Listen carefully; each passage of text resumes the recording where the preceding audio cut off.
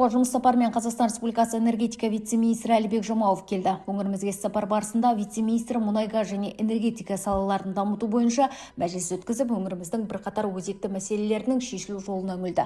Сондай-ақ тұрғындар тарапынан туындаған түрлі сұрақтарға жауап берді. Өз баяндамасында аймақтың энергетикалық кешенінің қазіргі жағдайы туралы, сондай-ақ газ инфрақұрылымын іске асыру, электрмен жылумен жабдықтау және халықты мұнай өнімдерімен және сұйытылған мұнай газымен қамтамасыз ету сынды мәселелердің маңызын ашып айтты.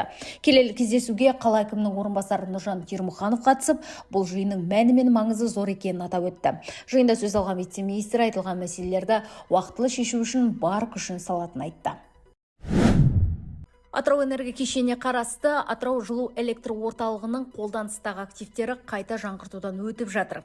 Атырау қаласында жергілікті атқарушы облыстық табиғи монополияны реттеу департаменті, халық мәслихатының өкілдері мен Қазақстан халық партиясы облыстық филиалының мамандары арасында баспасөз туры өткізілді. Тур аясында 2023 жылға арналған инвестициялық бағдарламаның орындалысы мен 2024 жылдың жоспарлары айтылды. Кейін Атырау энергия кешеніне қарасты Атырау жылу электр орталығының нысандары көрсетіліп, атқарылып жатқан жұмыстар таныстырылды.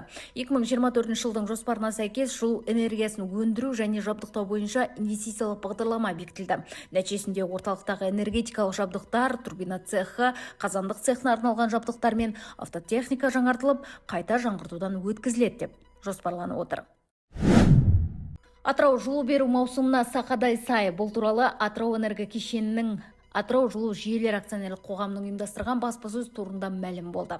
Айта кетейік, жылу берушілер 2021-2025 жылдарға арналған инвестициялық бағдарламадағы биылғы жоспарланған шараларды толық орындап шықты. Атап айтқанда, 2021-2025 жылдарға бекітілген инвестициялық бағдарлама шеңберінде 2023 жылы 5 іс-шара толық көлемде орындалды. Нәтижесінде 2023 жылғы инвестициялық бағдарламаның қорытындысы бойынша мекеменің тозығы жеткен негізгі құралдары 68%-дан 66,5%-ға төмендеді.